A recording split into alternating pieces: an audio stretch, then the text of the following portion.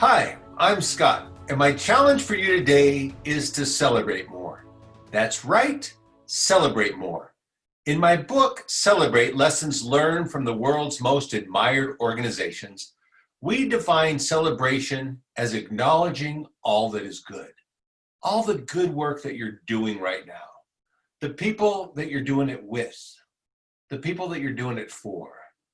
It's celebrating the little and the big milestones along the way. You see, celebration is really just an attitude. It's a philosophy about life. It's the lens through which we see our world.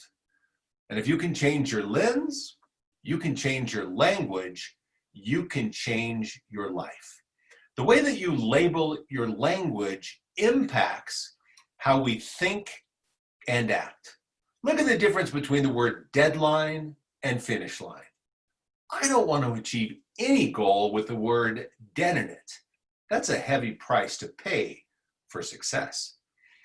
But finish line implies there's going to be some sort of celebration when you get to the end. And you need to remember to celebrate all the good that you're doing now. We interviewed the Federal Express manager of Malaysia, and he sets these big, audacious goals, but he takes the fear out of the goals by encouraging his team to focus on how they will feel once these goals are accomplished. The passion, the joy, the feeling of accomplishment. So he takes all of the fear out of it, and then he reminds them to celebrate the little milestones along the way and not to get caught up in the craziness of what problems they may face or any challenges that they have along the way. And during the time that we're in right now, as I look at the research that we did for the book Celebrate, I think three things that could really help you as you deal with what you're up against. Those three things are, one is gratitude. Gratitude is simply a grateful feeling or emotion for the life that we have and those that we share our lives with. It's the opportunity, the gratitude to serve and to make such a huge difference in the time that we're in. Next is play. And play is simply living in the present moment. It's being able to let go of worry, anxiety, and pressure, and to live in the state of play or the moment, to honor the here and the now. And third is surprise. Surprise is the element of the unexpected. It's giving people a little bit more of what's highest on their joy list. It's treating them with more love and kindness, making them feel okay with being vulnerable and authentic. And again, creating as much joy as you can in their lives.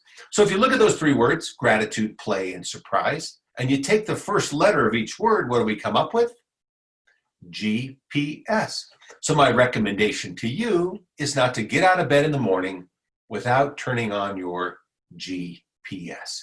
So we need some sort of motion or anchor to remind us when times get tough to turn on, to make sure that GPS stays on.